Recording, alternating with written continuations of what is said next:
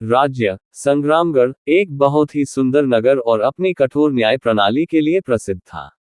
राजा मोहन के शासन में एक नियम था, अगर कोई व्यक्ति राजकीय आदेश तोड़ता है तो उसकी 3 पीढ़ियों को मौत की सजा दी जाएगी।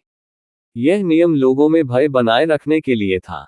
गांव के एक साधारण किसान रामू ने राजा के आदेश का उल्लंघन किया। उसने भूख से तड़पते अपने परिवार के लिए राजकीय गोदाम से मुट्ठी भर अनाज चुरा लिया। पहरेदारों ने उसे पकड़ लिया और राजदरबार में घसीट लाए। राजा ने नियम के अनुसार रामू के साथ उसकी 3 पीढ़ियों को मौत की सजा सुना दी। रामू का बूढ़ा पिता, वह स्वयं और उसका मात्र 3 साल का बेटा आरव इस फैसले की चपेट में आ गए।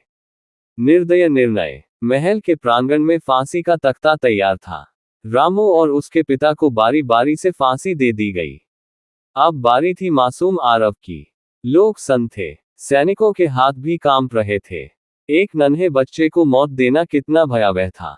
भीड़ में एक वृद्ध ने साहस जुटाकर राजा से विनती की, महाराज, ये बच्चा निर्दोष है, इसे जीवित रहने दें। यह न्याय नहीं, अन्याय होगा। राजा मोहन ने अपनी तलवार उठाई और बोले, नियम नियम होता है। अगर इसे जीवित छोड़ा गया तो ये बड़ा होकर प्रतिशोध लेगा। अंतिम क्षण। सैनिक जब आरव को फांसी पर चढ़ाने लगे तो उसकी मासूम आंखों में आंसू थे। उसने कुछ समझे बिना अपनी छोटी सी हथेलियों से अपने मृत पिता का चेहरा छूने की कोशिश की।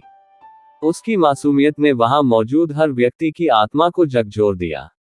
लेकिन राजा का आदेश अंतिम था। निर्दोष आरव को भी मौत के घाट उतार दिया गया। पूरा राज्य सन्न रह गया। परिणाम। समय बीतता गया, पर उस दिन की गूंज सदियों तक रही। संग्रामगढ़ का इतिहास राजा मोहन को एक निर्दयी शासक के रूप में याद करता रहा।